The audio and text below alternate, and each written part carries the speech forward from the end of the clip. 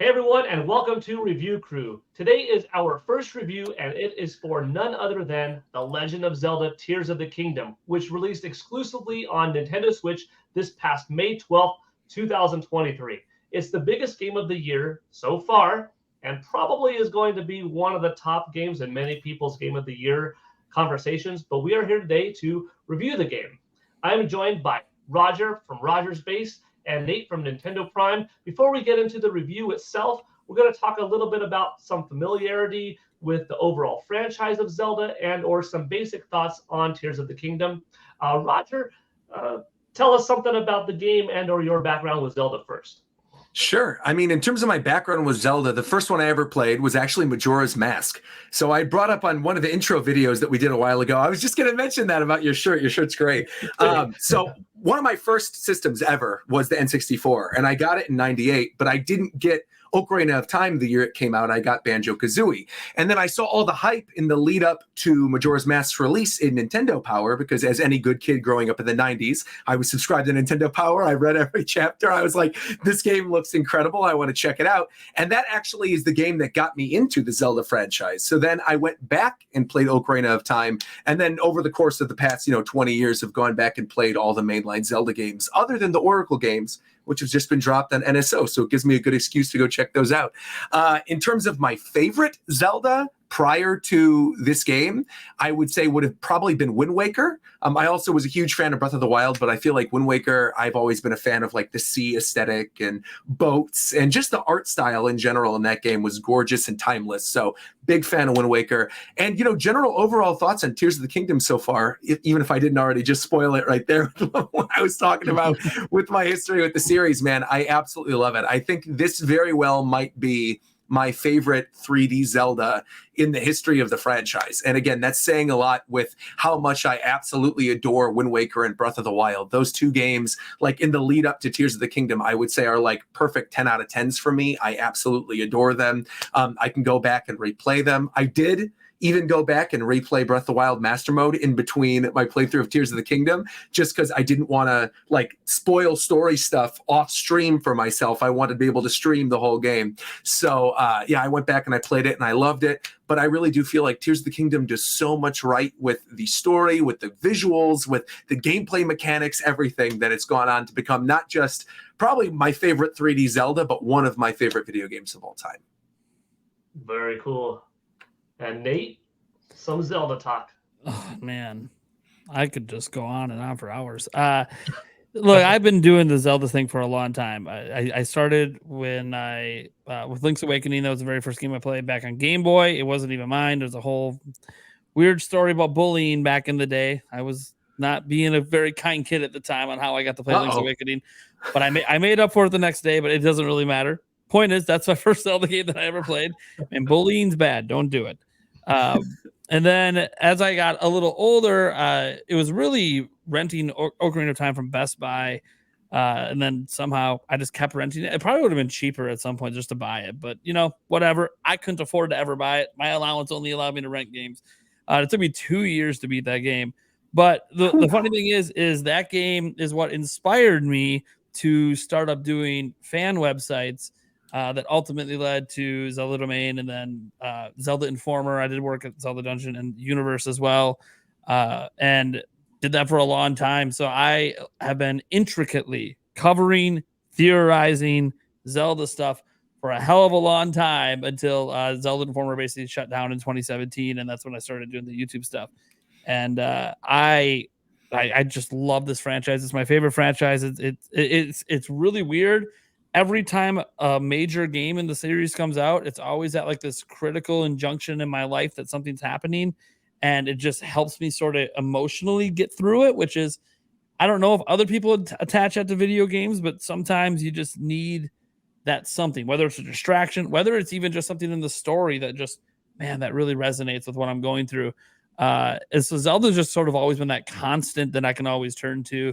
And Tears of the Kingdom, man, look, before Tears of the Kingdom, my favorite Zelda game of all time was Breath of the Wild. So you can kind of get an idea of probably where Tears of the Kingdom is sitting for me at the moment. But the weird thing is, for Breath of the Wild, my favorite Zelda was actually Zelda 2 and I might be the only person in the world that had that as their favorite game for like decades. So, and just and that's favorite Zelda game. It wasn't, Zelda 2 wasn't up there in my favorite games of all time. It was, I think it was like in my top 15 at one point, but Breath of the Wild shot all the way up to the very top of all games. So like there's a pretty big gap, I feel, between my 1 and 2 and number 3. But it's, man, Tears of the Kingdom, if you can't tell, I'm probably going to give it a pretty positive review. But I'm also hypercritical on a lot of things, and I don't believe any game's a 10 out of 10.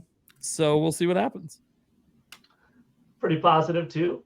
As far as my familiarity, background with the Legend of Zelda series, I began playing the first Legend of Zelda game on NES, but I wouldn't call myself a fan at the height as I was until Ocarina of Time came out in 1998. I played Zelda 2, I played A Link to the Past, which was great, and each game kind of progressively got better and better in my opinion, but that lead up between A Link to the Past and Ocarina of Time was like nothing I ever experienced. Like Roger, reading Nintendo Powers and reading Electronic Gaming Monthlies, which is one of the inspirations, by the way, for this very review crew that we're doing today. All of the pictures, you have to rewind back to that era. We didn't have websites and YouTube and this bombardment constantly from Nintendo or other people to check out online and see daily drops of things. It was pictures, and the pictures just looked so good. And that was one of the integral things of the Nintendo 64 was re-envisioning our beloved 2D games in 3D. And when you saw these early glimpses, like that's what this next gen hardware could do, it was mind-blowing. You take a look at any of those games that came out from Star Fox to Star Fox 64, total night and day. The best that it got was Super Mario World 2 Yoshi's Island or Super Mario RPG, and then Super Mario 64, just how much more it could do. Now, the Legend of Zelda Ocarina of Time, which, by the way, for the longest time, I said Ocarina of Time. I kind of go back and forth between the two. Ocarina was natural, but then I hear that it's actually called an ocarina for the instrument, so I don't know. That game said it for me. And I remember I became like fascinated in Zelda when there was actually a Star Fox 64 VHS tape that Nintendo gave Nintendo Power in of course, June of 97. And at the end, it was like, but wait, there's more. And it had this beautiful 7 seconds of Ocarina of Time footage of Link and like opening this treasure chest and all that. So that just made me a fan for life. Played all of the games, went to E3, got some awesome early footage of the Twilight Princess booth that a lot of people didn't get. I just wish I had more of it, but that's on my YouTube channel. My daughter's middle name is Zelda, so that tells you that I kind of like Zelda a lot. It's one of my 3 overall favorite franchises, kind of tied in there with Super Mario and Street Fighter. So yeah, just love Zelda. Ocarina of Time actually stayed my favorite overall game of all time from 98 to like 2018. 2017, Breath of the Wild came out, and it was the first time that something took over that I was like, does this deserve the new #1 spot? Maybe. But I went back and forth, and you tie it in, part of it to your youth, part of it to a younger, more impressionable age. I was 15 at the time. The revolutionary of the controller, the rumble pack, all this kind of stuff. And then did it give me that again? Yeah, it kind of did. So, probably within a year, finally, like by 2018, that's when I decided, it's been dethroned. And that was like kind of a weird feeling to admit to myself.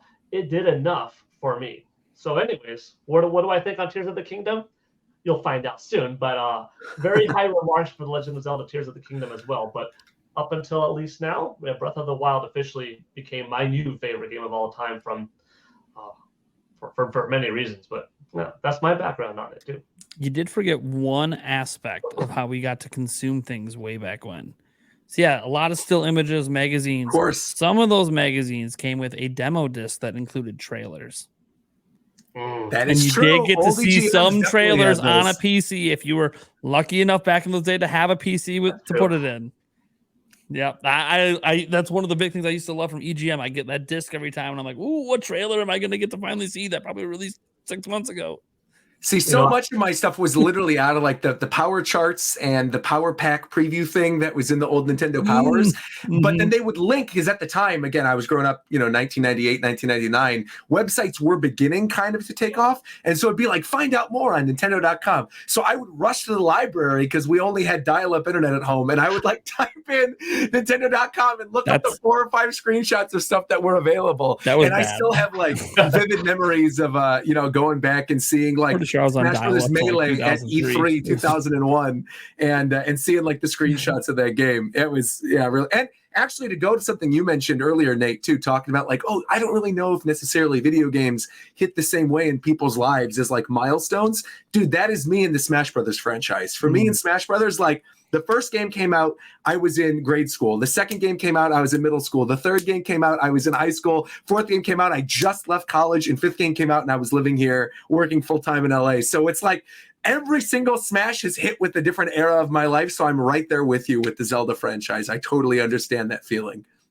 Oh, yeah. Yeah. N64, entering high school. GameCube, first semester at university. Wii, just graduated from university. There you go. The first system that I would play with my soon-to-be wife. Like, oh man, Nintendo Switch came out March 3rd. My daughter was born March 17th. Of the same 2 weeks apart. So, that's great. Absolutely, and I think that's one of the things that's powerful about video games is that, you can relate music to life. You can relate a smell to a certain life, childhood, a certain wooden box or something like that, food. But video games, you're playing, you're seeing, you're hearing, you're in control. There's so much conversation around it. Like this conversation here, we'll probably remember in 10 years. Like, you remember when Tears of the Kingdom came out and we had this hour-long discussion? Like, that was hype. That's just why it's become my favorite medium. And a little bit on Majora's Mask, Majora's Mask. That was at my first E3. Like back then. Wow. It was May. So at May 2000, the game would come out in 5 more months in the United States that October. That's how far back that was. And I played, it was the big things that year were Majora's Mask, Conker's Bad Fur Day, and Perfect Dark. Love Conker. And Conker's Bad Fur Day had its own section. So here I was. This is a great E3. I'm already. Yeah, absolutely. I'm so jealous. Sega was still there. It was Nintendo, PlayStation. Wow.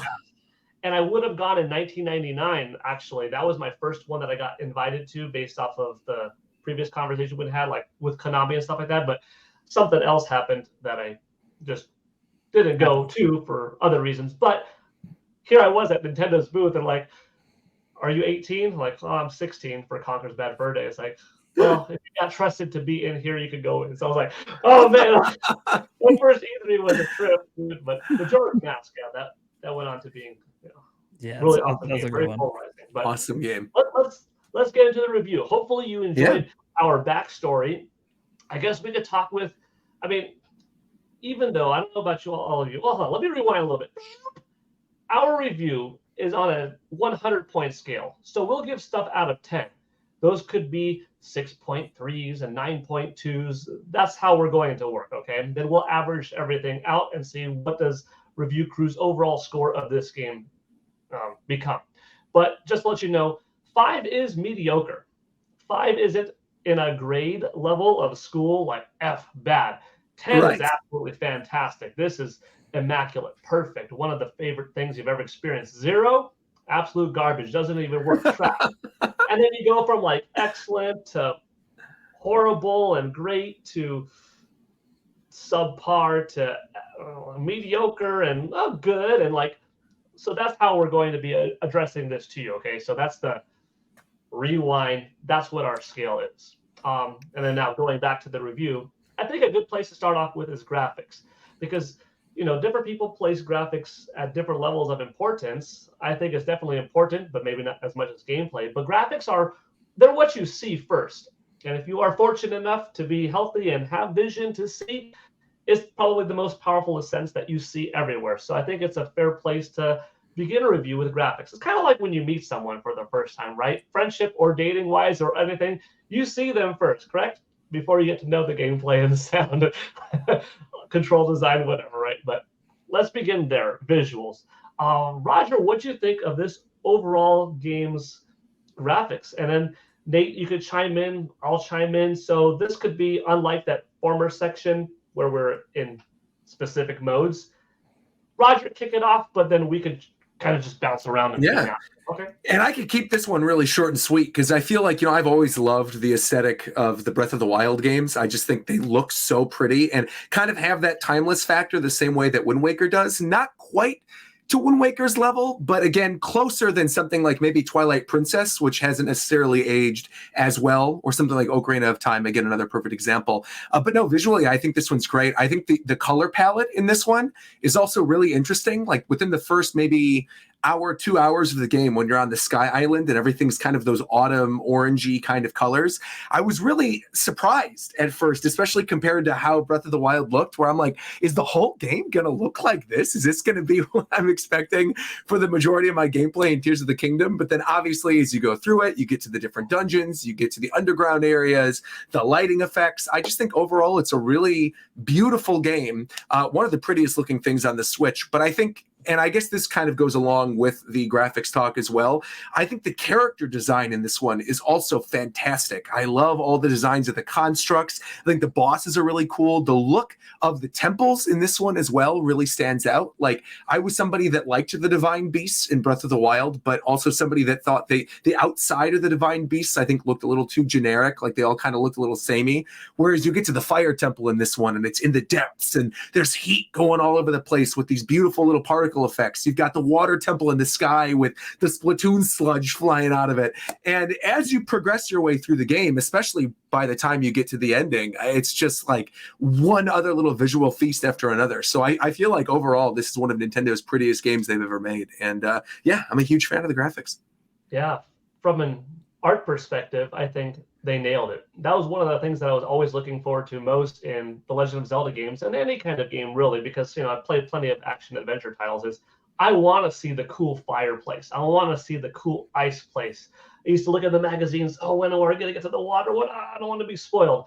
And this game, even though it's based off of Breath of the Wild's overall world, everything still looked really pretty. And then where Nintendo doesn't necessarily shine in this game in terms of, okay, it's not doing what the competition's doing on that 4K resolution clarity perspective or sheer raw polygon power perspective or textures.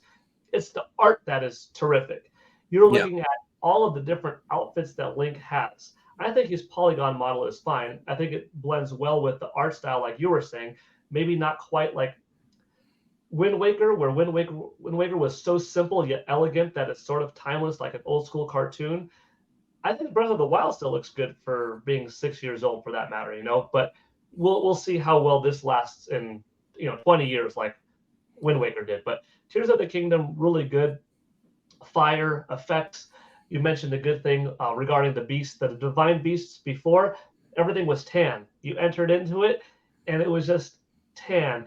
The boss battles too of the different Phantom Ganon incarnations, all similar. Cool, nice animation design, but kind of samey. Here, everything was this visual different treat, and we had more to look at. We had lasers that popped off. Those lasers created new light that surrounded it, giving off new shadows. And is it the best looking game on Nintendo Switch? Well, you could kind of debate that from what type of perspective.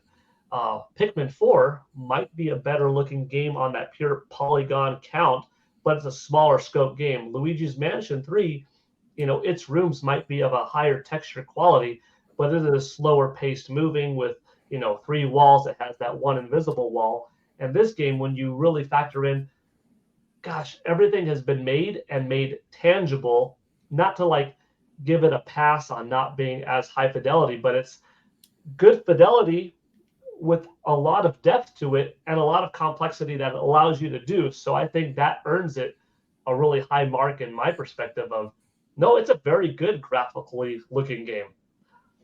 Nate? Yeah, look, when I'm looking at visuals, I always got to consider platform. Platform is going to present some technical limitations that are going to be something to just consider in some regards. Like in Tears of the Kingdom, this might ruin it for some people, but if you look at the ground and you look about, 4 feet in front of Link, things are constantly loading in. They had this happen in Breath of the Wild as well.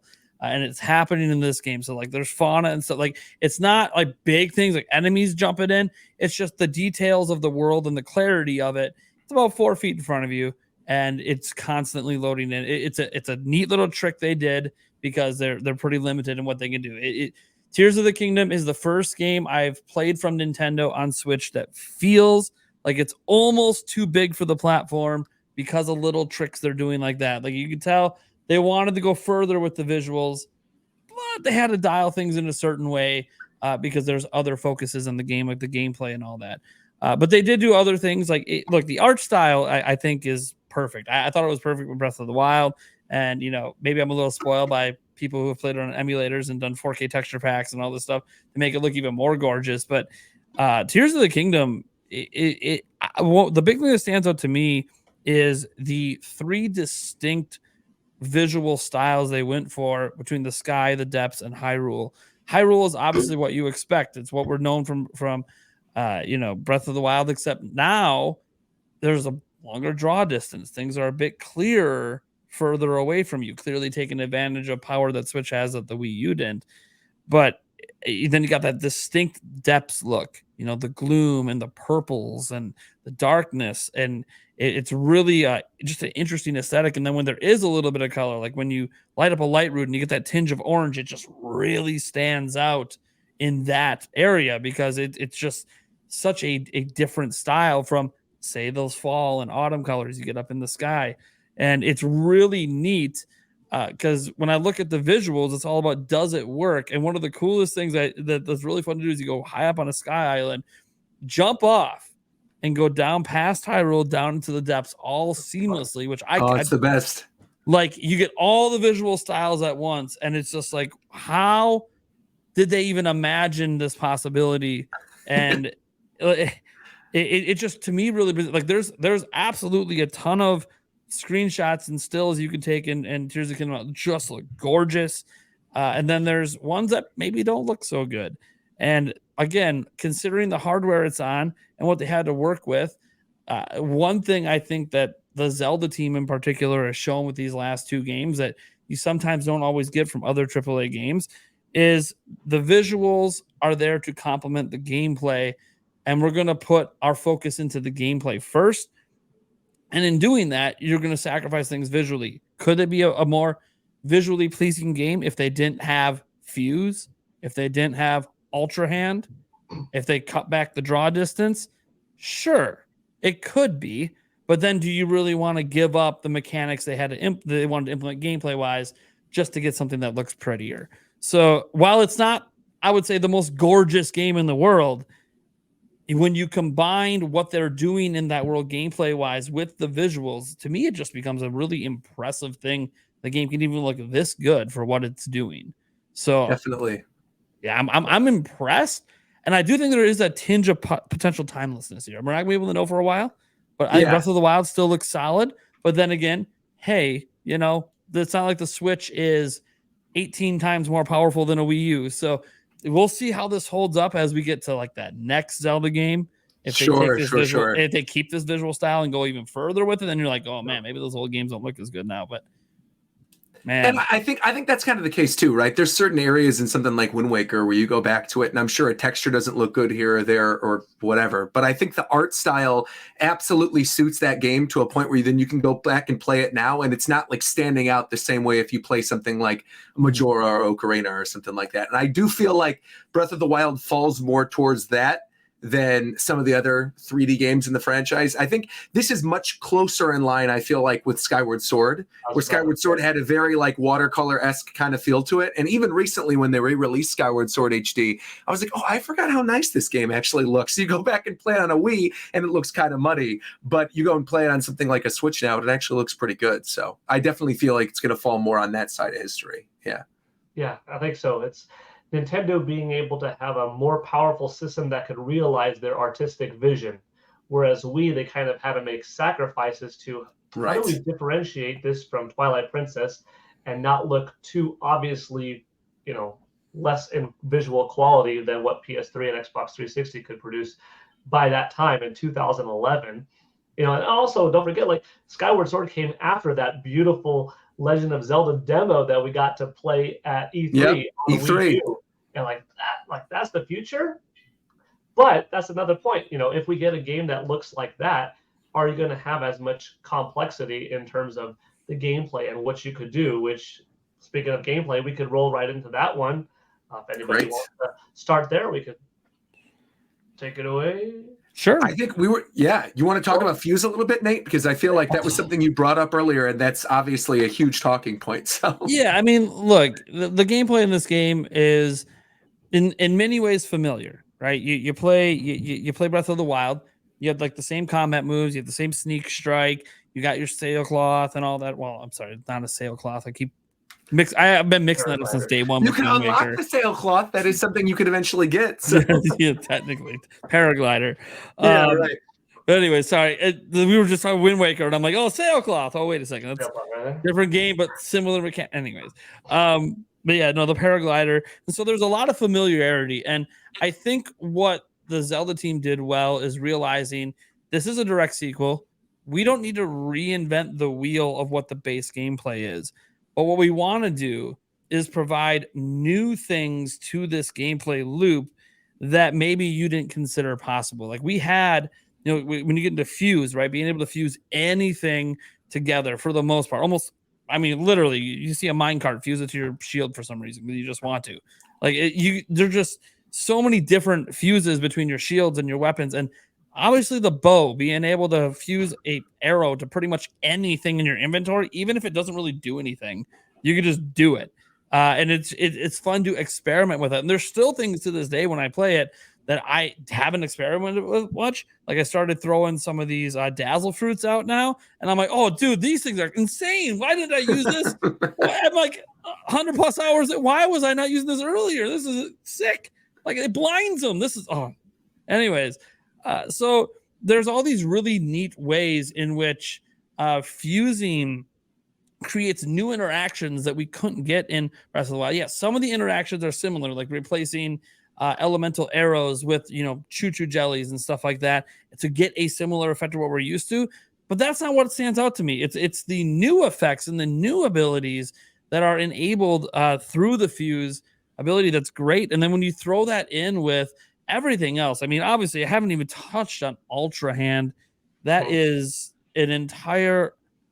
They just put a Minecraft in your Zelda. You just build what you want, except with real-time physics and a whole bunch of. You want to build a mega mech? Build a mega mech. You want to build? Oh, I did. I made a Metal Gear Rex literally in my game that took on Ganondorf, and it was incredible.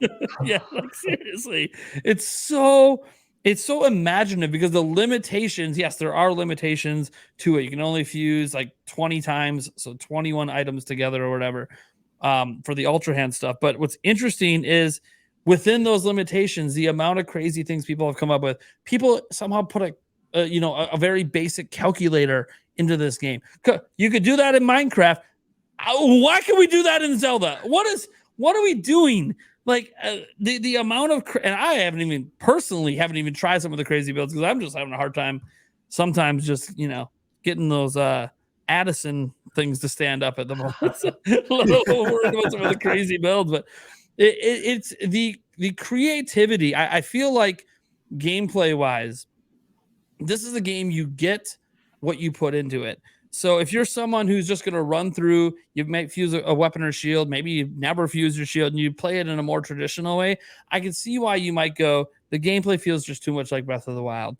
But I feel like the more creative people out there that are more experimental, they're going to find out that there are new gameplay elements in this game that they never even dreamed of because it just hasn't been present in any other video game before.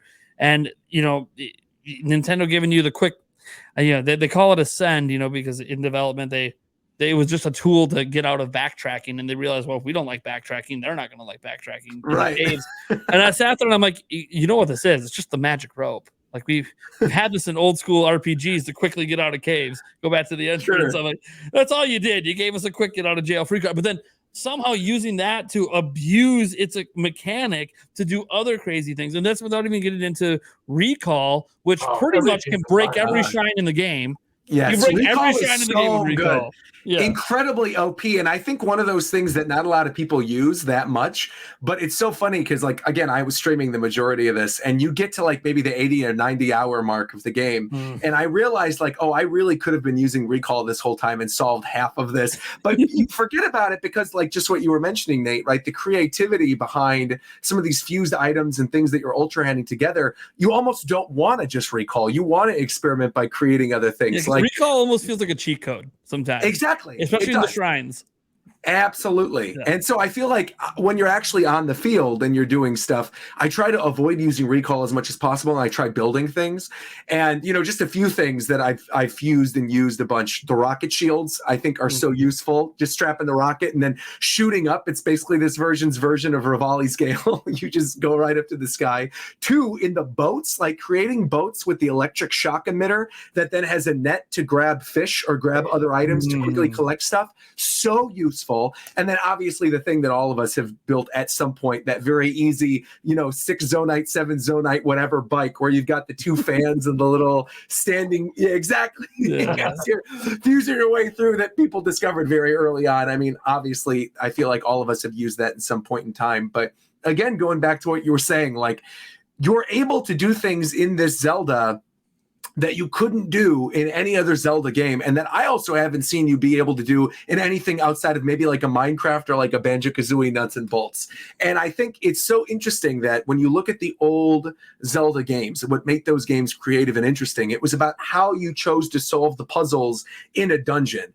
And I know in the lead up to Skyward Sword, that was their whole big thing with that game, right? In the open world sections prior to going in the dungeons, they wanted people to be able to solve puzzles in interesting ways. And this really does feel like the actual like expansion of that idea. I feel like Breath of the Wild built on it with the physics engine, but in terms of actually building things to get out of situations and really using your creativity, they bumped it up to 11 in Tears of the Kingdom. And I think it's something that makes the game stand out, even aside from Breath of the Wild. Because if you go back and play Breath of the Wild now, that game does feel very streamlined. It's still a great game, obviously, don't get me wrong, but Cryonis and Stasis are abilities that when compared to something like Ultra Hand and Fuse and Recall, it really does feel like the next, exactly. It's the next evolution of what that concept was. Yeah.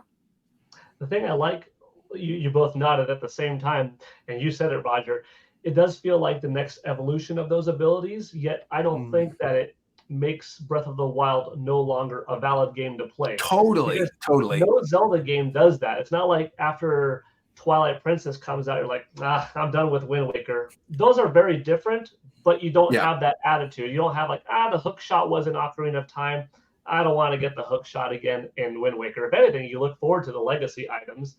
And I think where some people might say, well, is it worth playing Breath of the Wild, even though Tears of the Kingdom does certain things bigger and better? I would still say yes, because they are very different gameplay experiences. And sometimes I do miss that instant Rivali's Gale. But I do have more creative freedom to strap rockets to my shield or to, go and make something that slowly rises me up, but to go far higher than I could ever do with Rivali's Gale. Gameplay that's not even combat. the only thing. You could just have a little fire and just drop some pine cones and easy, and then dude. That's it. Yeah. Gameplay combat changes up too, not just navigating the world, but how you attack. You could just, and like Nate said, how much you put into it is how much you're kind of going to get out. You could just sword swipe and that kind of thing, and that's fun, but there are lots of creative elements. There's this massive sandbox of play that you could have. You could be silly with it and make weird looking things and just chop down a whole bunch of trees, tie them together, and just hit enemies from afar like this. Or you could be cooler. And there's also, I like that it's not necessarily easy. You could attach certain things to an arrow and have a fire arrow and like, that was good. But attach a ruby. Have you done it? It blows up in your face. Of course. Those stones, like I've done the ruby and the sapphire. So you take out the phantom hands every time, man. So. Oh my gosh, those phantom hands. It's not just a guaranteed the bigger weapon is the best. It's what's the smartest thing to do in the situation, attaching a bomb to your stick, it's not going to work out that well. You could do it, but you could throw it. And that's another layer of the complexity. Mid-battle, you could throw something up, recall, ascend through it, pop on top, and then now sail from a different perspective while that object falls on that enemy. Right. Different enemy bases. I was like, could this work? So, the giant bokoblins, right? The big boys. I would take up that grate, put it over them, and then drag them to the fire pit. Sure, exactly. It sounds cruel, but his health is slowly going down, and the other ones are like scattering around trying to help out, but they can't. And like, this is fun. It gives you this ultimate sandbox level of creativity, and that blends in well with the 3 different levels, because you could take that gameplay. Sometimes the gameplay, and I think what some people sell the game short on, that I get it. I grew up on classic Zelda. I love classic Zelda as well, but sometimes you could only really experience this item in this dungeon, and yeah, you could access it outside, but you couldn't use it outside. Right. Here's the reverse. You could use anything in any dungeon. So this dungeon's not designed around rails, but if you want a rail, you could strap that minecart to your, shield, and you could roll around it, or use fire in the fire or fire in the ice instead of just one or the other. And the more you play, I think the more you're rewarded from. And gameplay wise might be where this game shines the most, because it offers the most, honestly. Absolutely. And you hit on something earlier too that I think is really important, is you mentioned the complexity and the difficulty. I feel like far and away, especially having just played through Master Mode again in Breath of the Wild, this is the most difficult mainline Zelda game since Zelda 2. I don't think there's really any other Zelda game since then that has been this complicated and this punishing. I feel like very early on, if you are in the depths, and even very late into the game, right? You could be 60, 70 hours in. If you haven't pumped up your hearts or your stamina enough, or you haven't built up your stamina early enough, you can't get your sword. If you don't have the right type of additional materials and the right things to eat, you're going to die almost instantly to like very basic enemies that are on the field in ways that I think most other Zelda games, right? Like if you're just standing there in Ocarina of Time and a Stalfos is swiping at you, it'll still take quite a few hits to actually kill you. Whereas in this one or two wrong moves with the bokoblin and you're dead. And I think that adds to the beauty of it, because then it forces you to be more complex. It forces you to think out of the box on how to kill these guys, to make torture machines or fire grates or, all these other different things. And also adding to that, where you had mentioned the whole thing about, if I try this, is it going to work? If I throw the grate up in the air and try to recall into it, is it going to manage to work? And I think the amazing thing about Tears of the Kingdom that I'm sure both of you agree with is that it does 99% of the time work. And I think that's a testament to how amazing this game is. When you consider Breath of the Wild was very much the same way, but again, the complexity wasn't quite there. Not to say that obviously that game wasn't a masterpiece and they didn't work on it and really try to hone things in, but for the tool set that they provided you, it was great. But with this and the mechanics that are in place in this game, you would imagine, a lesser developer would absolutely look over things and you'd be able to break the game far easier than you do in this one, which is pretty phenomenal when you take that into consideration. Yeah. The game doesn't break. I mean, I'm sure you could still find a way, but in normal gameplay, you're going to have a good quality time. And with how many things are going on the screen, still maintaining a fair frame rate with the fair resolution and everything being, fine. And you could get pretty crazy with what you could create. You could put a lot of bombs and lasers going off at the same time in a well-packed, village of baddies, and no issues. Yeah. How about this one? We could kind of go too big in, or we could keep it shorter, but story and or lore. There could be another discussion on this, but I really liked this game's story. I felt that since Skyward Sword, Nintendo really was pushing story more, like having more on-screen footage of what's going on in the game, and Breath of the Wild really kind of what happened in the past. And this time, a little bit more present and past things going on with finding the tiers, with doing select missions. By the way, this is, spoiler-free discussion. If you want at this point, you're like, what? Ganondorf's last boss? He turns into a dragon? Yeah, he does. Okay. Sorry. But it really makes you think of, is this a reboot? Can it work within? Does this branch off a new angle? What about Ganondorf? It's not the same Ganondorf. Is it a new Ganondorf born? The whole, trying to make it work, and we try to make it work as fans, and Nintendo does a good job of telling you, and what they tell you sometimes is enough, but sometimes you kind of have to dive deep. I feel like this game really is, I wanted to mention it earlier, but this game is as multiplayer as it gets for a single player game. And that's because of the community around it. And maybe we're fortunate that we live in an online era. And maybe that's why, Nintendo, they're very on top of creating new things that fit that generation. And this generation is all about online and social sharing. So it's like, would this game have worked as well in the earlier era, even if they had the CPU power? Maybe not necessarily. But now with the sharing thing, it's like, oh, Metal Gear Rex, how do I do that? Okay, do that. A motorcycle that could go, how do I do that? So part of that multiplayer aspect also comes into that story, because plenty of people online are discussing the story. And I for one, loved the story. I thought the voice acting was awesome from that perspective. Mineru, good voice actress, Heather Gonzalez, Princess Zelda, Mercer for Ganondorf, even Link, he sounds not good. He's humming a little bit more, so we get a little more of the Link, which is kind of a cute little addition when he's creating food. But when he's cooking, for sure. Yeah. How do you feel about the overall story lore? If you want to go into, does it fit into the series? You can, but like I said, that's going to be a little bit longer. But overall, do you like it, not like it, want something else added? I'll tell you one thing that I wish that was kind of added. This is sort of also how I felt in Breath of the Wild. But I can understand, because maybe Calamity Ganon was contained at the castle. But this Ganondorf, he wasn't contained. Why didn't we see him out in the open? In a future Zelda game, I would like, hey, Nintendo, if you want to tell the story from the back end, that's fine.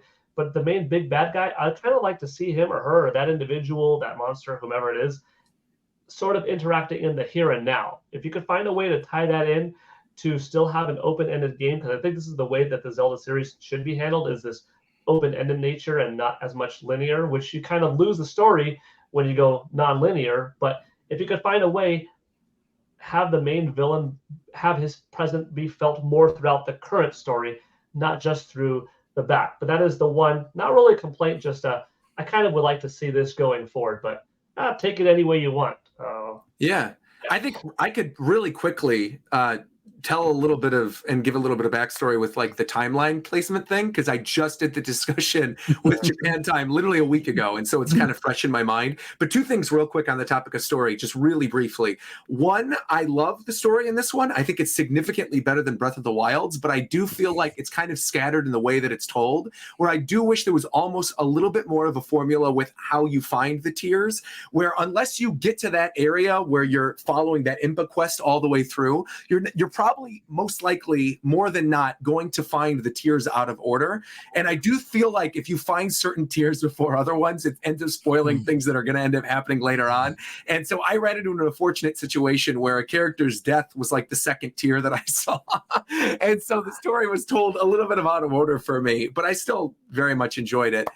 The second thing I want to mention really quickly in terms of the story stuff, I agree with you. I think the voice acting is really good. On the topic of Ganondorf being like the one Ganondorf, why wasn't he out there walking around, and like what was up with him under the castle? So the way this has been described to me, because obviously Nintendo, and you know this, Nate, like had no idea for a Zelda timeline until the fans wanted to put one together. And then they were like, all right, let's retroactively create the Hyrule Historia. Let's, finalize this timeline. Let's say there was actually a reason for all of this. Whereas in this game now, this is the first, well, this and Breath of the Wild, right, are the two first mainline Zelda games that have been created since the creation of the official Hyrule Historia timeline that now Nintendo uses moving forward. Breath of the Wild, they've already stated, because that game came out when they created the timeline, right, is the latest game in the timeline. But because the timeline was published prior to Breath of the Wild's release, there's no clear placement on the timeline if it takes place on any of the three tridents, or if it's like far future, kind of like a convergence type of thing. And you can kind of guesstimate based on what's present in Breath of the Wild, right? that you've got the Koroks there with the Rito. You've got aspects of all these different timelines, the references to the Imprisoning War, the references to the Ocarina of Time Ganon, Majora's Mask being present in there. Like there's all these things that clearly tie to the previous games, which lead me to believe that, like you mentioned, Paul, this could, and especially with things in this game, this is kind of a potential reboot for the series, but I do think still takes place on the timeline, but it's just so in the far future that now it's sort of like creating its own thing. And I think future Zelda games will probably build upon the things they put in place here. With that being said, where some of this stuff takes place is kind of interesting because, Miyamoto has gone on the record and other developers have gone on the record saying that the Legend of Zelda, the story of Zelda, the things like the Imprisoning War, Ganondorf, whatever, the idea is that the story is told and passed down through generations and generations. So it's not going to be exactly the same in every game, and things are going to change whether something's 1,000 years out from when it happened or a millennia out from when it happened. And you look at something like the Imprisoning War, which is finally seen for the first time in official Zelda canon. You see the actual Imprisoning War with the sages and with, Ganondorf and with Rauru and with the arm. And now we know that Zelda, as the Sage of Time, was present during the actual Imprisoning War, which then leads people to go, okay, well, wait a minute. If this is the Imprisoning War that they were talking about in A Link to the Past, but obviously it was so far removed in terms of millennia of different Zelda and Link, like, what does this mean for the story? Does this mean that Zelda, throughout the course of all of the original games that we played through, from Ocarina of Time, all the way leading up to like Twilight Princess and Wind Waker and Spirit Tracks, everything, was she just chilling up in the sky the whole time, waiting for Link in Tears of the Kingdom? And it does kind of seem like that's the case. And I think that's another really interesting thing that's brought up in the story of this game regarding Ganondorf, right? Because in Skyward Sword, by the end of that game, you see the original Link and the original Zelda founding Hyrule. Right. Now, obviously, Hyrule's not going to be built in a day, right? They've been founding things for generations, and eventually we get to the Hyrule that we see in the past. Its first king with Rauru and with Sonia. But that means that Sonia is most likely the child or granddaughter or great-granddaughter of the Zelda and Link that we saw in Skyward Sword. And we know, based on what is in this game, they straight up tell you and reference and play Fi's theme from Skyward Sword. Yeah. So Fi exists. Skyward Sword is on this timeline. It is there, clear as day. It's not really clear where sort of the Imprisoning War and the stuff with Sonia takes place. Again, it could be like one generation, 2 generations out from Skyward Sword, but at the very least, the sword is the same sword. They reference it directly. They talk about it directly. Imprisoning War has been talked about directly. So there are definitely story ties here for people who want that in-depth look at all the different things they're referencing. But I think more than anything else, if we're talking about story, the Zonai to me are the number one reason why I feel like this is kind of a reboot, right? Where I think moving forward, Zonai is going to be a very easy explanation for a lot of stuff in the past that was not necessarily clarified. Like there was an ancient tribe that, they heralded this evil mask, and there was somebody named Majora who was on the moon in space that somehow, was this ancient incarnation of evil. Well, the end of Tears of the Kingdom is Ganondorf literally gets nuked in the face. So Ganondorf's not coming back, and they clarify multiple times in the story, this is the main original Ganondorf, right? That all the other iterations of Ganondorf, Ocarina of Time Ganondorf, Twilight Princess Ganondorf, all these other Ganondorf, well, technically that's the same one, but whatever. But like all the other incarnations of Ganon that we've experienced up to this point in the story that we assumed were the main Ganons were actually just kind of the same as Calamity Ganon in Breath of the Wild. They were the little bits and pieces that eked out over the years, right? Where they talk about in Tears of the Kingdom how every generation has had bits of Ganondorf sort of leak out into the main world, but it's never actually been the original one from the Imprisoning War. Right. And so now and if this is the last game in the timeline and this Ganondorf is finally done, I think future games could see us either seeing a return to something like Vati or Majora, and those big enemies and villains being retconned into somehow having a tie with the Zonai. So I think the Zonai is a really easy catch-all for whatever they're going to do for the future of the story. But I tried to keep that as concise as possible. I'm sorry I talked a lot, No, but there was a lot of stuff there, and I think it does explain There's a lot of what happens with the story here. Yeah. Yeah, and I mean, I'll keep it super brief because we covered a lot of stuff that what Roger said. For starters, the story itself. Look, I think it's one of the better stories in Zelda. Just collectively, not necessarily in how it's told in some ways, but as a collection, I do really like the overall story. If you just sit back and look at it and watch all the cutscenes again, and think about some of the little bits that are told in some of the main quest lines. And it's really good. It's cohesive. It's cohesive in the sense of Breath of the Wild and Tears of the Kingdom. Everything else, up to your imaginations. We could debate for days on how it squeezes into the timeline. Does it split off from Skyward Sword in some way? Nobody really knows. It's all left up to us to debate all of that stuff. But there are just a couple things that I wish they would have did different in how it was told a little bit. As much as it's really cool that you could follow the quest line, we talked about getting the tiers out of order. And yes, when you do the very beginning of that quest line, if you did do that, there's a point where you get to take a picture of a map. Well, when I got to that room, I didn't have a camera yet. So I could take I could screenshot. I'm like, I could hit the screenshot button, but I'm like, I want to exit the game every time I want to see where I got to go next. So then I sat back and I thought about it, and I realized that what I really just wanted them to do is just not have all the tiers available at once to even discover in the first place.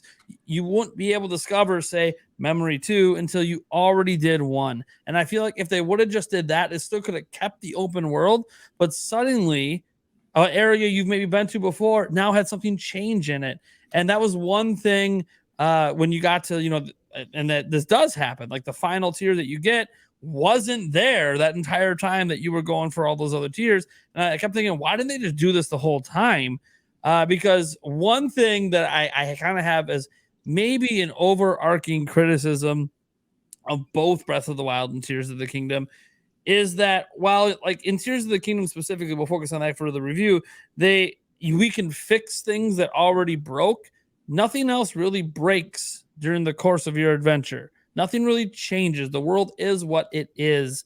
And when you got this big baddie who finally broke loose after 10,000 plus years or whatever it's been, and he just kind of he has this big explosion from his chest, causes all these crazy things. You come back down the Hyrule, and then he just does nothing else the whole game.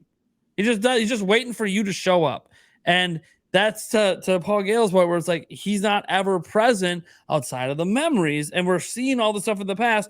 Why is he not doing more in the present? He's just chilling, assuming he's going to win when he already knows, as we find out, he knows Link's name. He knows Link is the one that was supposed to stop him in the future. He's well aware of it, and that's why there's that whole dialogue when you're facing that's really epic and awesome, and how much more epic would it have been if he would have been ever present throughout the game.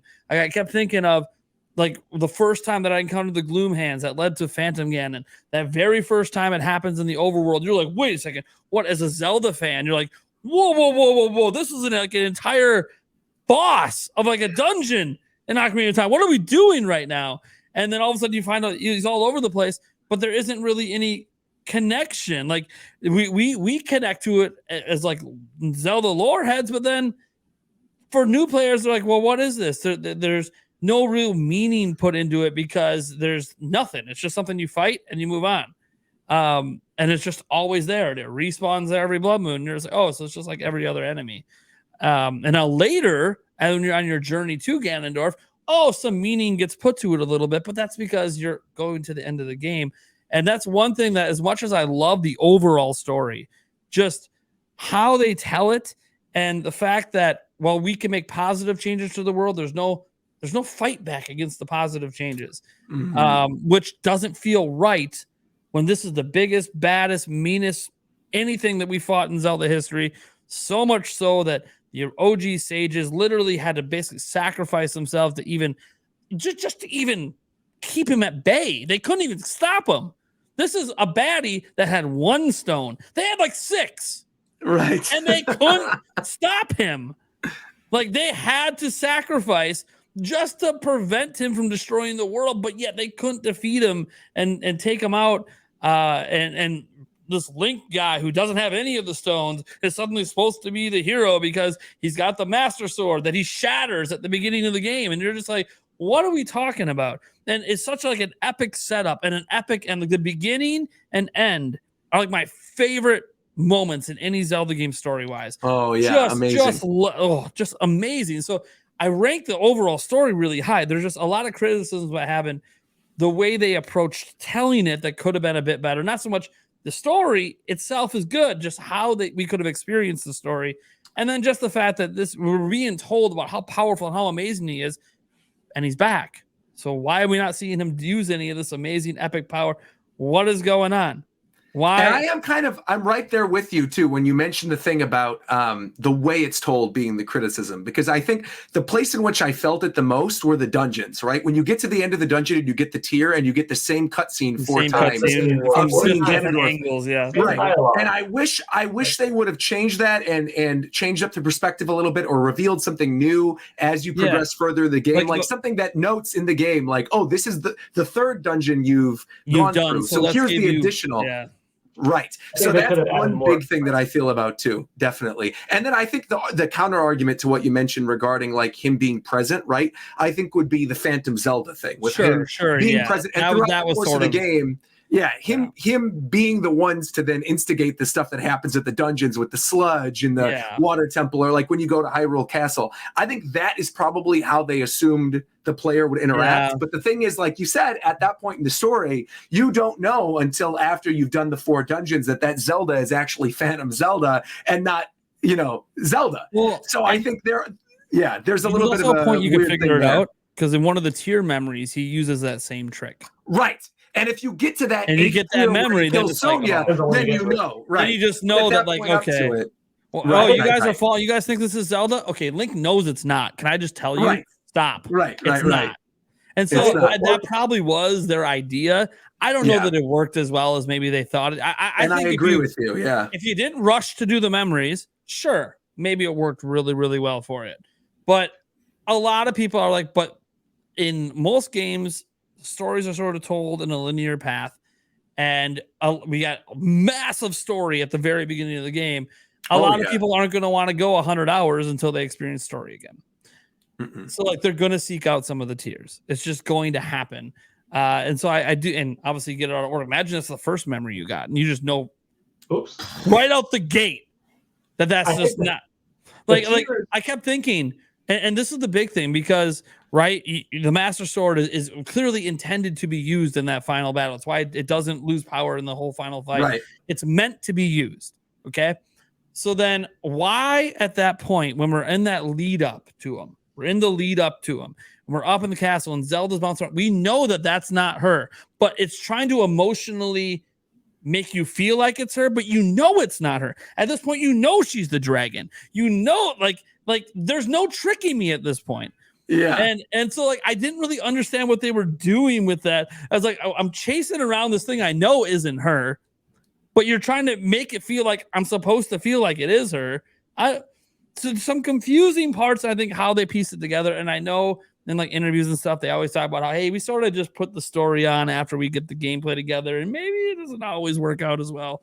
But look, the overall story is amazing. One of the best told in Zelda history. Like I don't know if it's my favorite overall. Let's see, Skyward Sword's really high up there, because that one was clearly like we were telling you a book from start to finish. Yeah.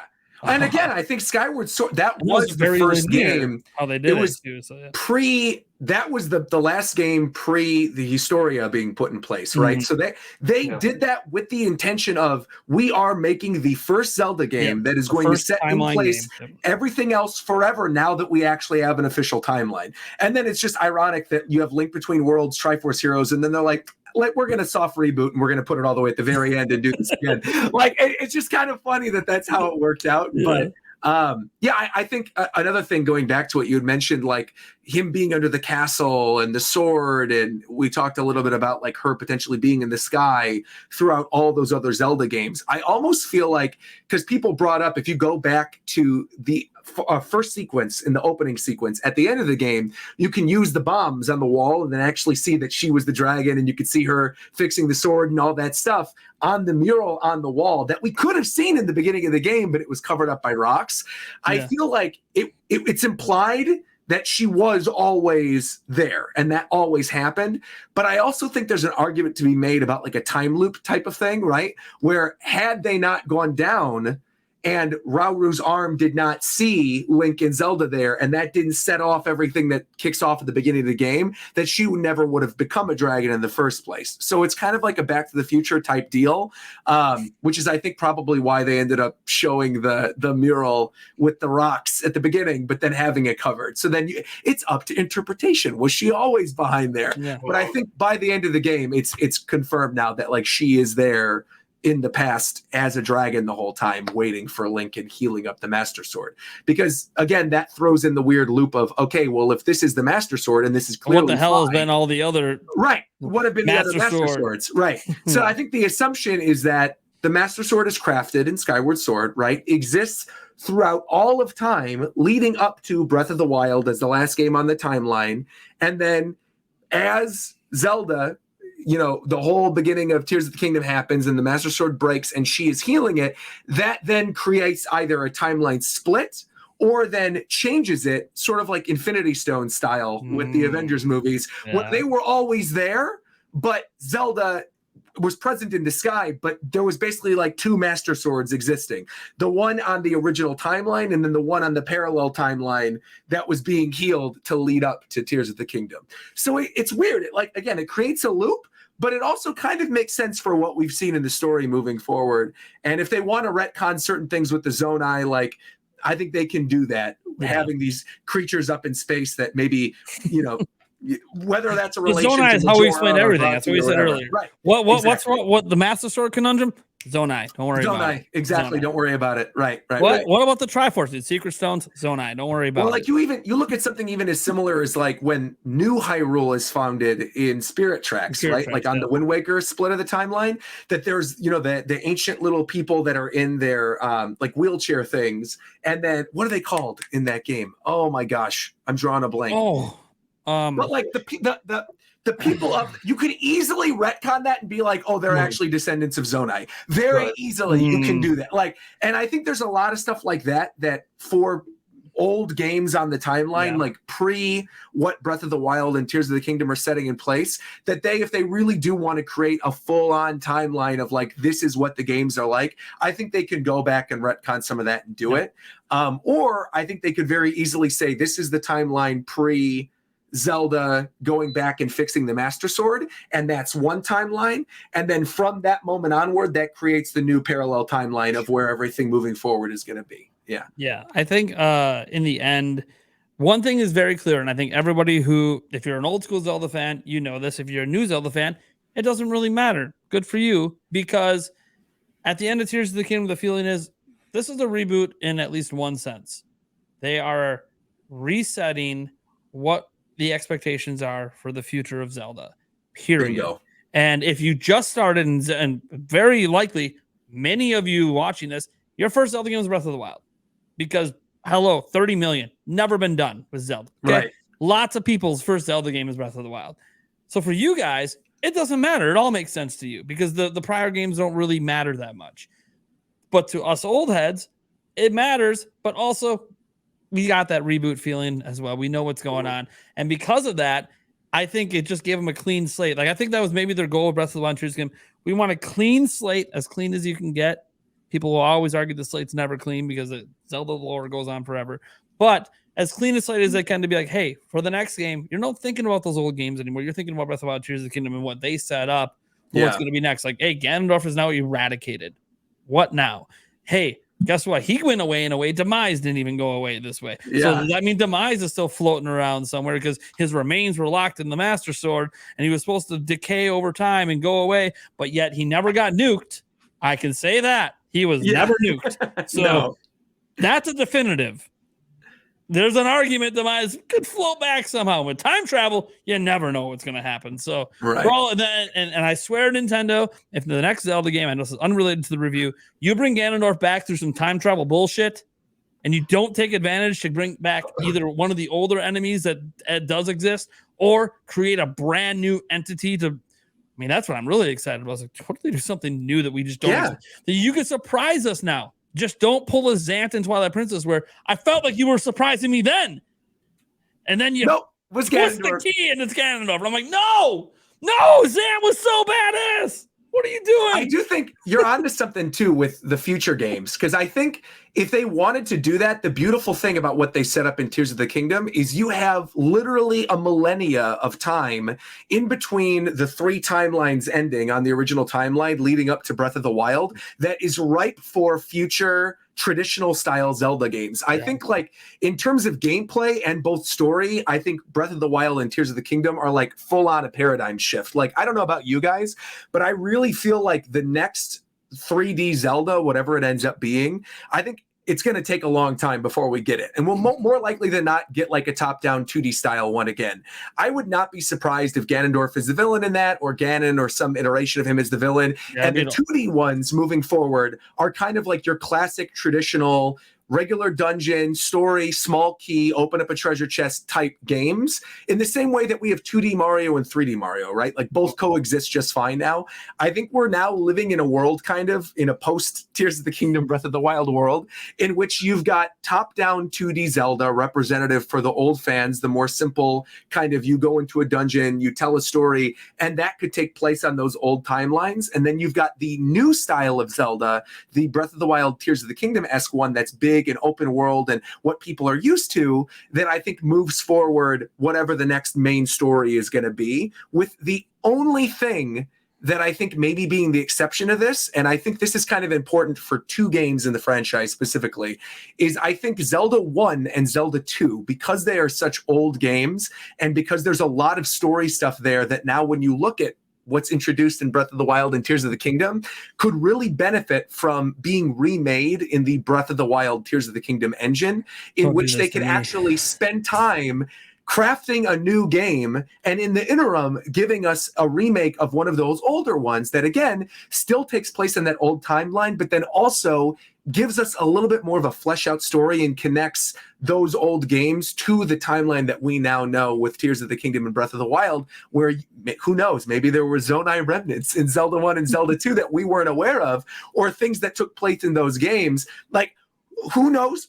Dark Link, the stuff of the temple. Who's to say the temple from Zelda 2 wasn't like a Zonai temple similar to what we see in this game? Who's to say that the underground areas in Zelda 1 weren't actually the depths in the first place? When you go down into and you enter into those dungeons, who's to say those weren't literally in the depths? There's so much they could do that I think is ripe for reinterpretation because of sort of the logbook that they put in place with Zelda 1 and Zelda 2, that I think there's a lot of other things they could put in place story-wise and gameplay-wise before we even get to the next big mainline new 3D Zelda game. I think they're living on like 10 years of borrowed time right now before they really even need to do that, where they could do a 2D game, a top-down game, a remake game in the Breath of the Wild engine, and another 2D game before even getting a full-on Tears of the Kingdom sequel, if they do end up doing that. Man, you're starting to make me feel like I'm not going to play the next Zelda until I'm 50.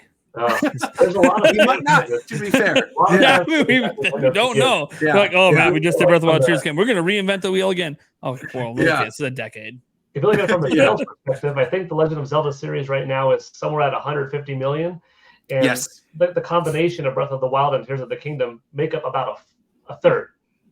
Exactly. A third. 50 million nearly out of the 150 million. So that's of Zelda's 36-year history. In the last 6 years, so in 1/6 the time, it made up 1/3 the sales.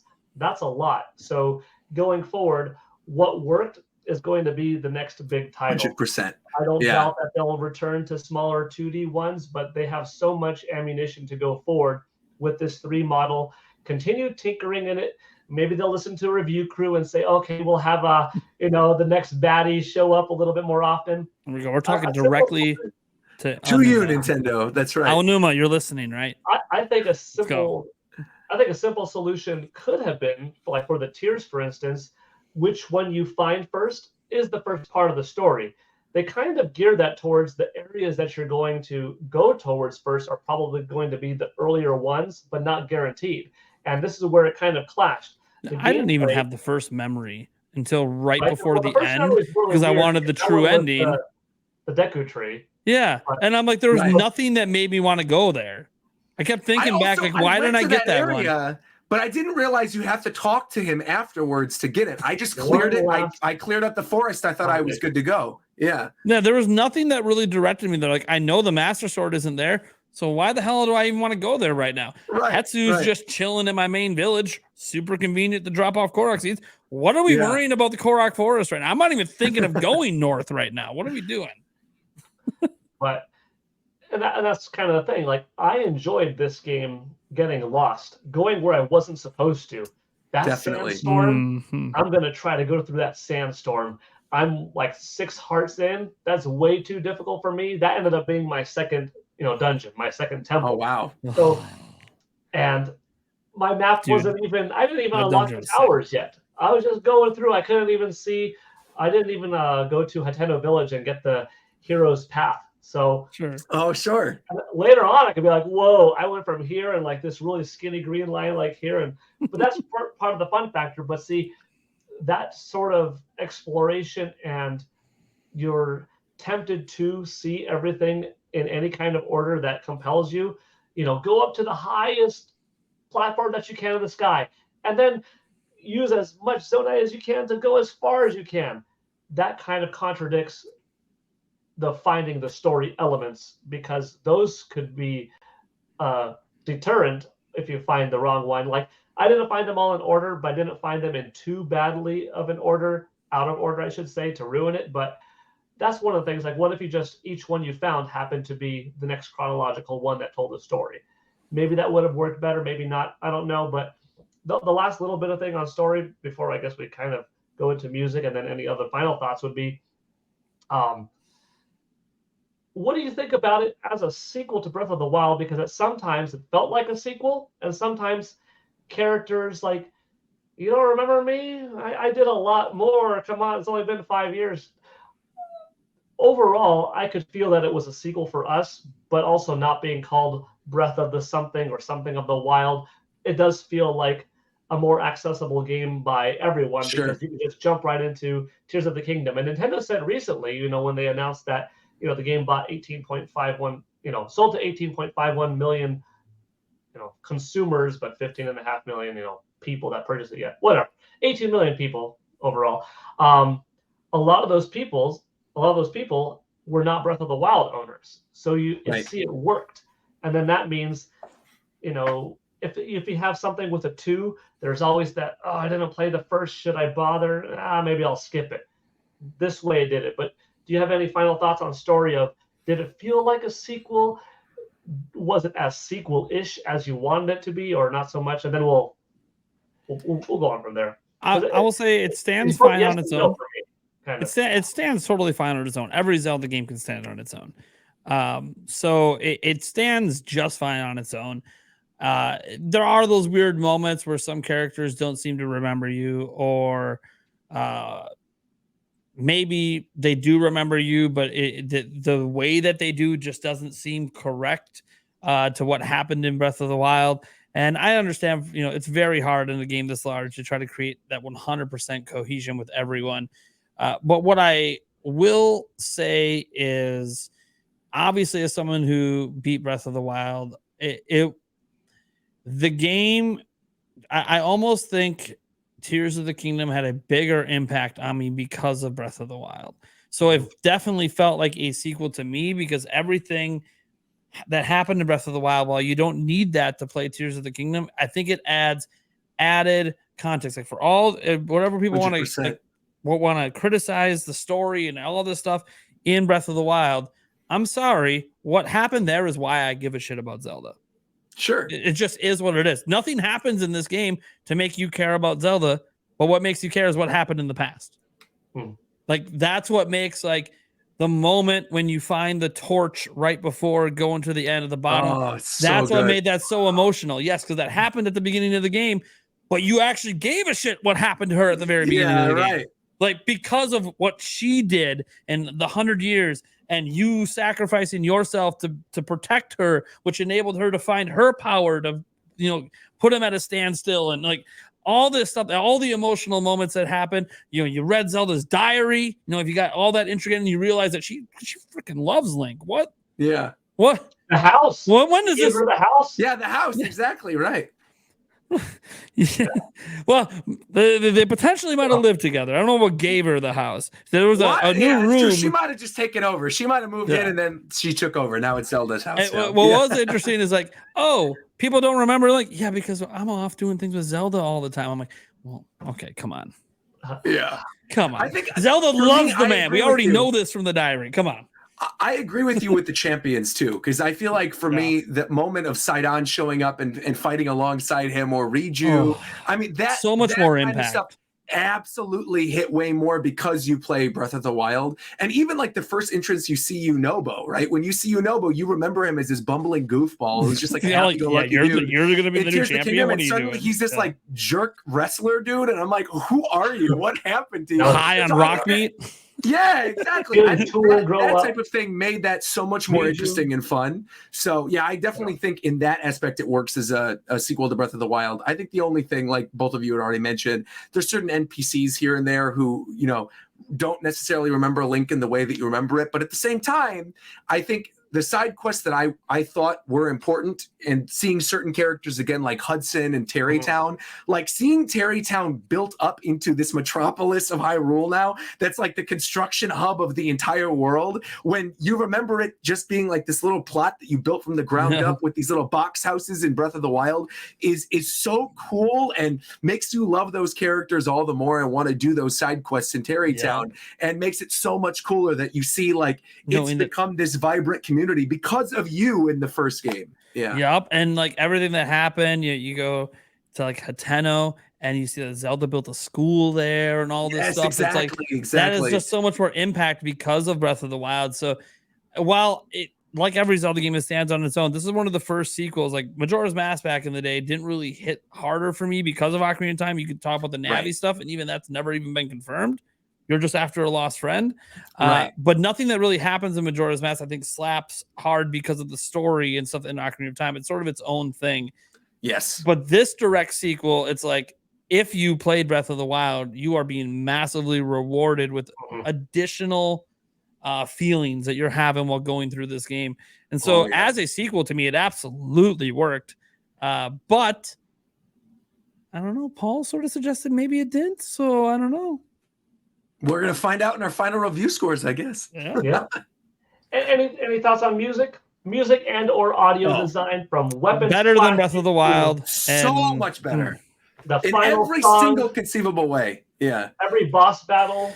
Every its own theme. Dungeons. Every temple had a unique build up to it.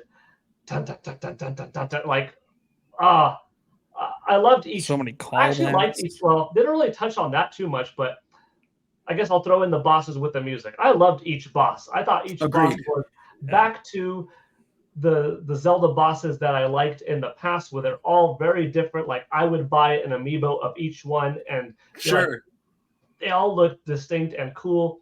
But really playing on the music, I thought the music was a very strong part for the series. If you want to throw in voice acting, I thought that was also a good contribution to the audio portion of my review being good. Weapons sounding different, crackling things from throwing this item, burning things sounding from this. I mean, just the amount of technical prowess that Nintendo had to put in to just make everything work. And that's amazing. From, I sometimes think of, you watch a streamer play blind, right? And those exist. And that's awesome when they do it.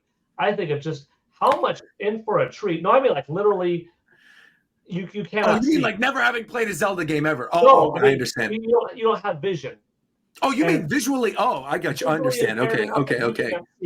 And I've watched a few videos over the years where the games that nail it right, they could tell where there's a wall because they use this sword to climb them off the wall and to bounce them off of the grass onto the dirt so they could follow the dirt path. And like I give major props to, first of all, any kind of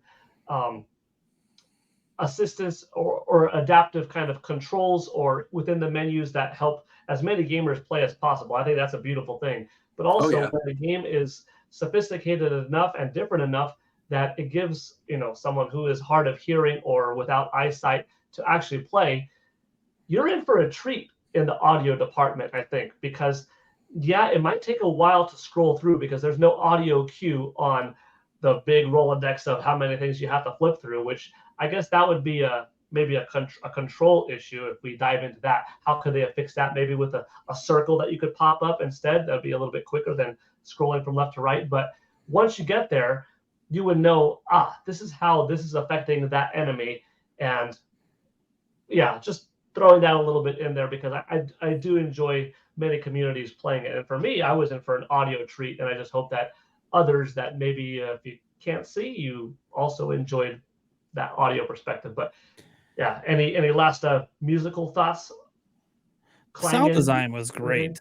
Just in general, we went beyond the music there, but I always loved the sound design, even Breath of the Wild, and I enjoyed the music and stuff in Breath of the Wild too.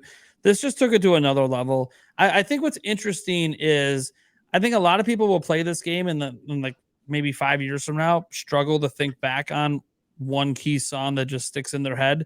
And I think this is just the direction that Zelda's going to be in the future, where the music's great. It's amazing and it perfectly fits what's going on, but they're not trying to let the music be the thing that dominates. And in prior Zelda games, they are dropping bangers, Gerudo Desert, and all, like, you remember it so vividly. Sailing, the theme when you're sailing on in the Wind Waker. You remember those overworld themes, yeah. Now that music is glorious and amazing, but also a lot of that music is playing to distract you from the fact that you're not really doing a whole lot at the moment. And this game, in Breath of the Wild, set it up is it's not just about the ambiance and hearing nature. It's also just about it's complementary. It's not meant to be distracting. Right. And I think, well, I don't think I've ever described Zelda music as being distracting. It's not, because there's nothing to distract me from, because I'm not doing anything. I'm just running. I'm just sailing. I'm just, I entered a dungeon. Ooh, the dungeon music is, really cool. Yeah. And then it kind of fades away as I'm actually doing things. It only comes back into focus for me when I stop. And while we're not getting maybe as, those sort of banging tunes that we're always going to remember for all of time, I do think it's one of those, that's not what Zelda is now. This is a new era of Zelda where the gameplay is really what matters. And they constantly want you doing something gameplay wise in this world.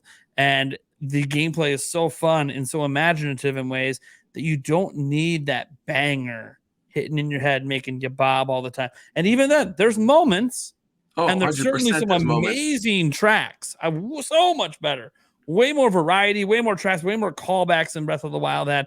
And I love them. Could I tell you the name of any of them? Can I tell you that I've sat down and just played through the entire soundtrack of Tears of the Kingdom since it came out? No, I haven't. I could tell you what. When I play. Caldera's theme in the Wind Temple is one of the best boss themes in the history of the Legend of Zelda.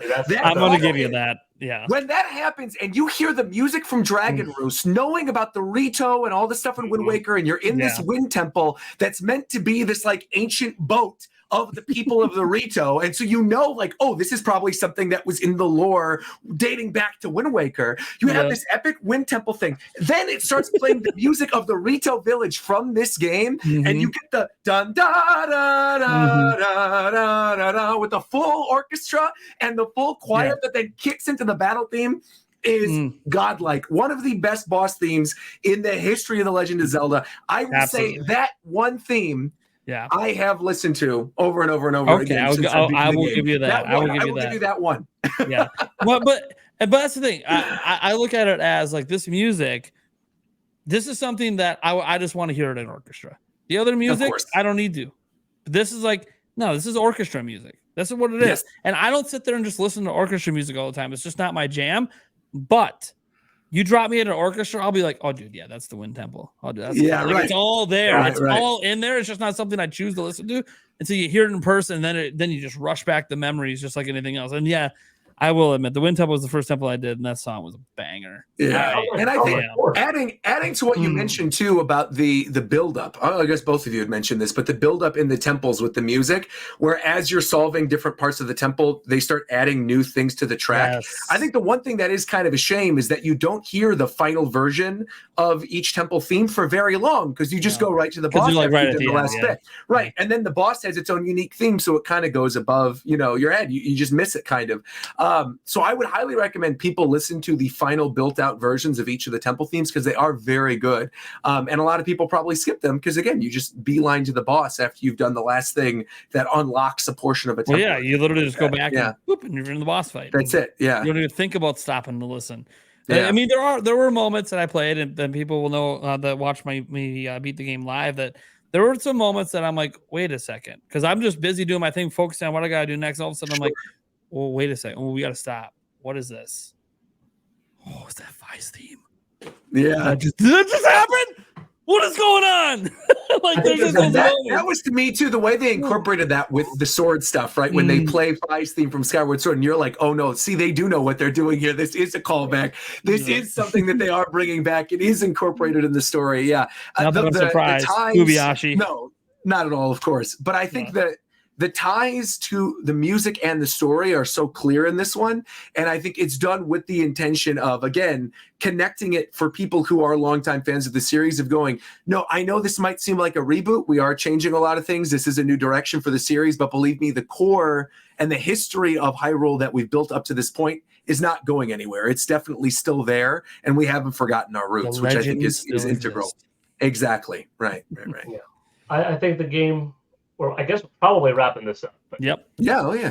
Maybe I'll leave this as my closing thoughts, and each of you get closing thoughts, and then we'll do like a 3, 2, 1. What's the score? Maybe something Cool. like that. Sounds good. Sounds good. My closing thoughts. It's really a masterpiece of a game, in my opinion. I felt blown away by Breath of the Wild, and I called it early on, this is the game of the generation. This is the one game I could tell back in March of 17 that we're going to be talking about for the next 5-8 years. And I think it really was. I'm shocked and proud and pleased with Nintendo that I think that they built 2 games of the generation. They sort of started and ended with it. And Nintendo Switch still has some more life into it. We'll get games next year and beyond. But really, you have this beginning and the end of this book, this chapter, these bindings on a bookshelf, however you want to call it, where they began and they ended with absolute bangers. What a treat. They've done this all generation long with other games, from Mario and Animal Crossing, just never giving us a drought. This is peak Nintendo, in my opinion. I hope they just continue it. But specifically with Zelda, this is like one of those masterpiece games that if you could recommend someone new to gaming, as long as you could have a little bit of time, and maybe this is where I'll tie in controls, a little bit of time to the unexperienced or first-time gamer. Hey, you use your left hand typically with this left thing right here to move your character around, and this right one, this is how you navigate, a camera. You could switch it, invert it if you wish. This is the Y button to swing the sword. And once you get used to the controls, which I think are all fine, no complaints myself in terms of the overall controls, everything is snappy, it moves fast. I could use some gyro if I wish. We get a little bit of rumble in there.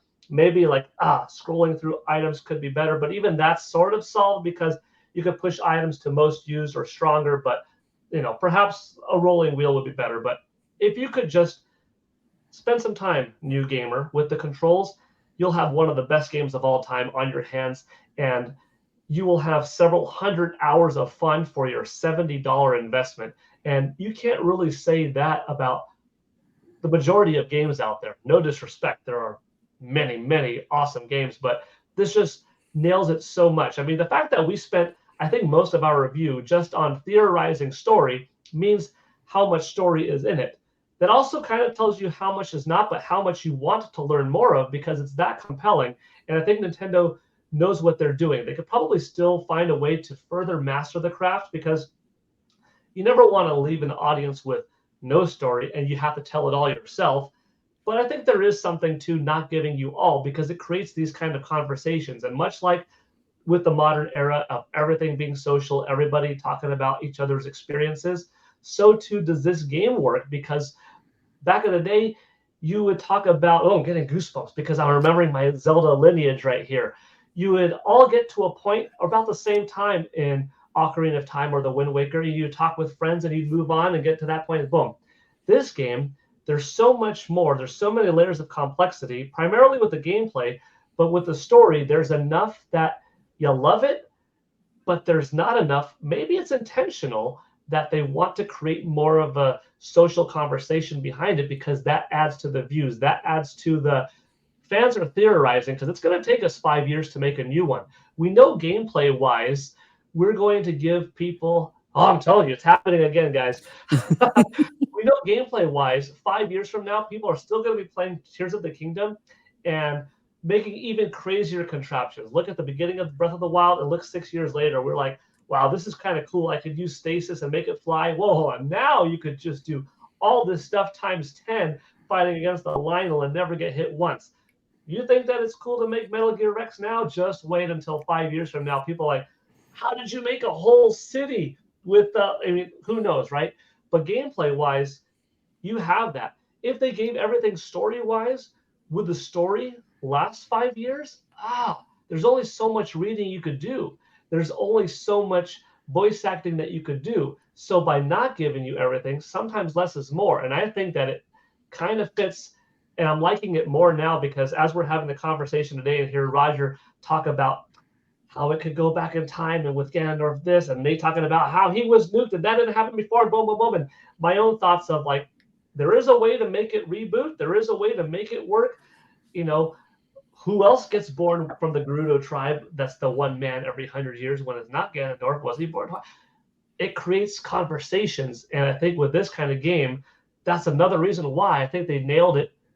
Game of the generation times 2, because it's going to create a talking point story-wise for the next few years. And yeah, that's my closing thought before I give my score. Love the game. Pleasure talking with the two of you on it. To anyone who is a new time recipient of Zelda, it's a perfect entry point. Hop in, enjoy it. If you're an old school fan, I still think you're going to enjoy it. If you're brand new to gaming and like literally never touched the game, if you just give it enough time, because you're going to have to learn this with anything, how to move analog sticks and what are all these buttons on the controller. Enough time, this is how you define what is gaming in the modern era of 2023.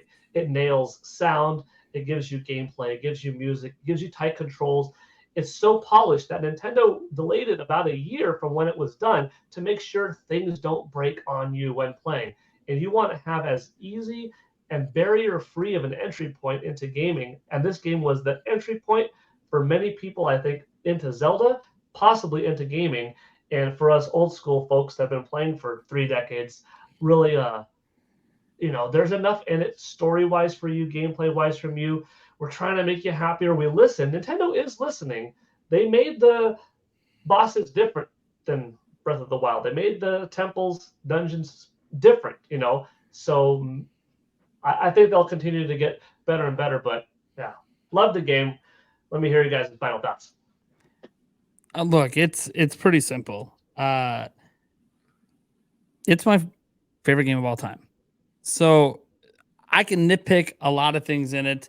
Even like what Paul was saying about brand new gamers. In my personal opinion on brand new gamers, you should start with Breath of the Wild. I think it's better to get a grasp of how dual stick controls and games work than jumping into a game that a few hours in, just as you're still trying to get used to how you move, suddenly you have Ultra Hand. Suddenly you have, all these other things you're using the right stick for, which are significantly more complex than just moving around the world. And I only say this because I got to witness this happen firsthand. My fiance doesn't play video games, and she picked up Breath of the Wild for her very first time 8 months ago, and she was struggling. How do you do this? Doesn't make any sense. And she never put the game back down. She played it all the way up till Tears of the Kingdom came out, and now she doesn't put Tears of the Kingdom down. And she was struggling too in Tears of the Kingdom with some of the new mechanics and figuring out how to move things around.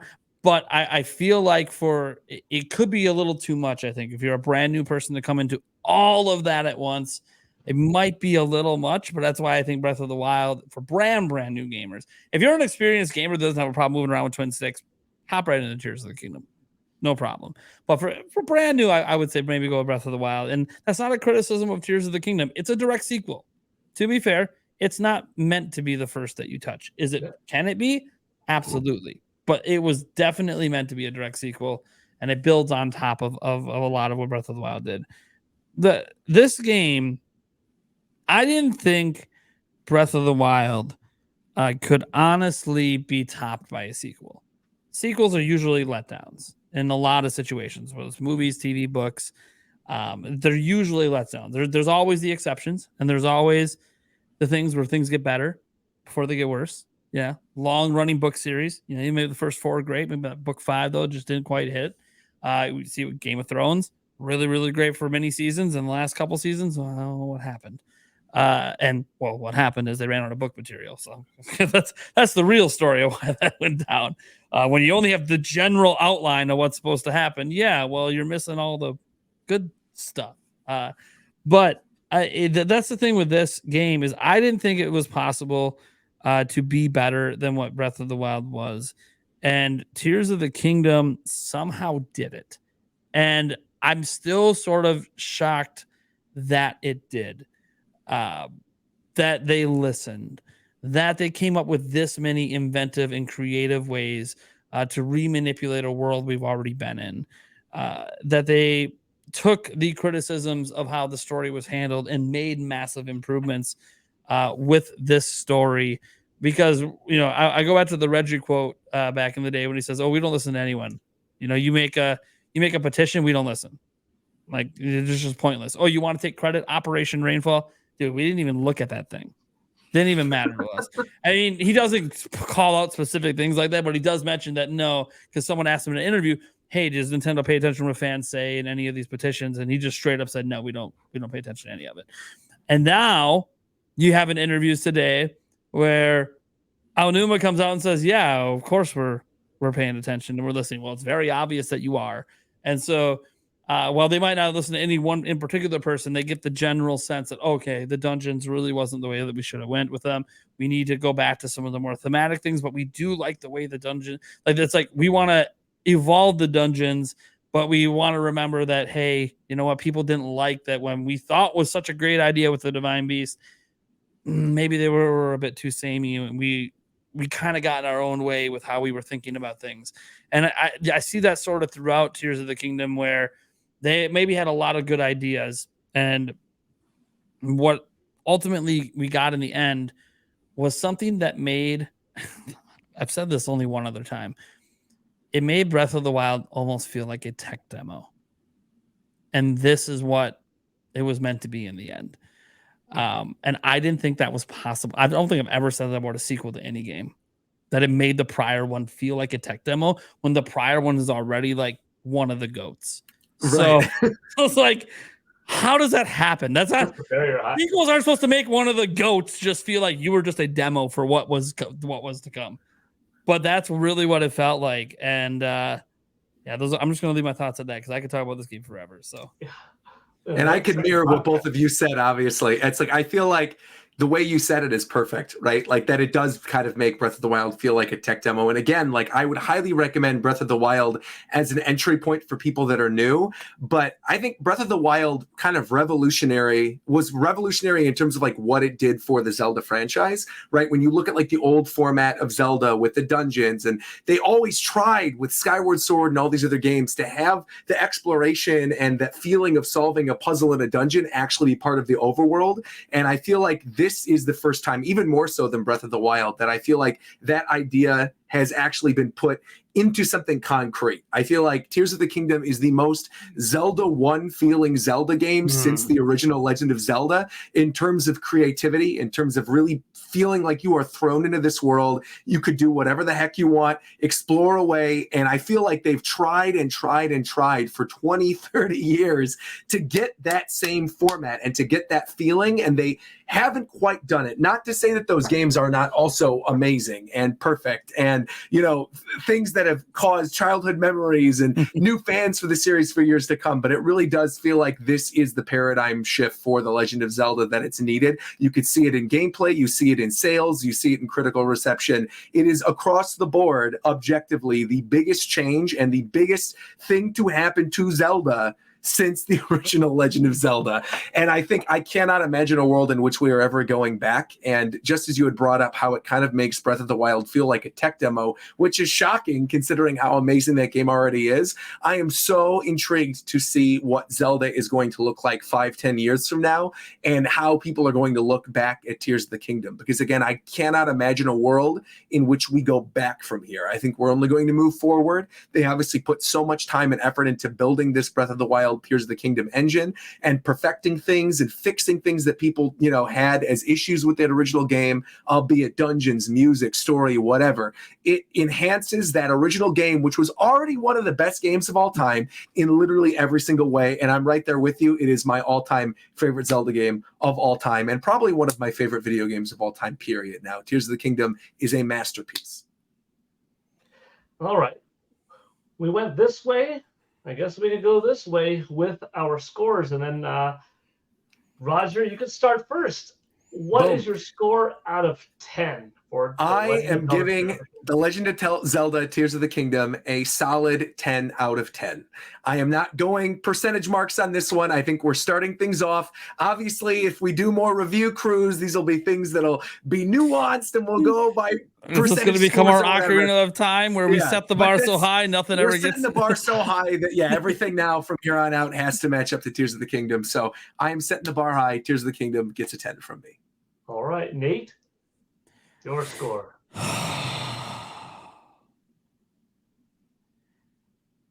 I'm going to give it a 9.7. Perfect. Again, it's very hard for anything to be perfect. We brought up criticisms. I just have to give a smidge of play because what happens if something's better? Okay, that leaves me, and I'm adding in my score ahead of time since I know what I'm going to give it. It is getting a 10 from me. This is one of my favorite games of all time. Is anything truly ever absolutely perfect? That's probably never going to happen in our lives or in the history of humankind or elsewhere kind. You know what I mean? But for how much simple satisfaction it gave and nailing everything, even with little things like, I could have scrolled more of this. I could have had a little more down there. They're so far under the overall hundreds of hours that I have received. And it's just a masterclass of gaming. And it's just one of my favorite titles ever. So it does get a 10 from me as well. That's a 29.7 out of 30. I made it easy for you. That review crew's final score is actually a perfect 99 out of 100. Or beautiful. Damn. 9.9. There we go. I just see we needed that 1 point of breathing room. We needed that one percentage. I know. I'm glad you did it. Yeah. Because again, I'm right what happens when something's more perfect? And I'm right there with you that I feel like, of course, no video game can be perfect, right? But I feel like in terms of how close a game can get to perfect, this is up there with me. Like, because I don't know about you guys, but like for me, my 10s in my head would be like Super Metroid and Chrono Trigger. Sure. And it's like, it's there. It's there for me with those two. And I'm sure if you pick apart Chrono Trigger and Super Metroid, you're going to find things that you don't think are perfect in those games too. But I think because of how I feel and it replicating that feel to me is why I gave it the score that I did. But again, I agree. I'm glad you did the 9.7 to bring it down just a little bit, because if we all would have done 10s and would have started with a perfect 10, where do you go from here? Yeah, right. You know, we need some that breathing. might happen, but it does speak to how good of a game is, because it's not like one of us was like, it was kind of good. It was like a 7, I think. Literally, I gave it a 9.7. It's my favorite game of all time. I told you I'm harsh, guys. I'm harsh. You might find people out there that don't like it, but I think it's going to be quite the outlier, where I think that the majority of people that pick it up, maybe even 99.9% of the people, or 99% of the people, are going to love it or very much enjoy it in some capacity. But that's Review Crew's first review of The Legend of Zelda Tears of the Kingdom. We officially gave it a 9.9. There is no contesting. That's why we each spoke our piece. We each gave our scores. You guys are wrong. Not trying to unify our scores, but hey, to give it an average. And, in the future, if we do Pikmin 4 or whatever comes next, or future games, they could be different, and like, it's going to be what it is. And that's going to be the honest truth. And maybe you will align yourself to one person's views a little bit more. But in this game, it was kind of unanimous that it was a spectacular masterpiece. And that 9.9 is a totally fine. I'm not mad at all. Like, why not at all. That? That's Absolutely. perfect. Yeah. It's perfect. Right. It's honest. It was real. None of us, changed anything of like, oh, I thought it was no, it's good. So, Nate, where can they find you real quick? Oh man, YouTube, just type Nintendo Prime into YouTube @NintyPrime. You see the little tag there. That also works. What is it? YouTube.com/@NintyPrime now, or whatever the heck they're doing. I don't know. They change the URLs like every few years, it feels like. Or you can find me on Twitter, I guess. Oh, I'm sorry, X, I guess, with the same handle @NintyPrime. But honestly, you just type in Nintendo Prime pretty much on any platform, and it's probably me.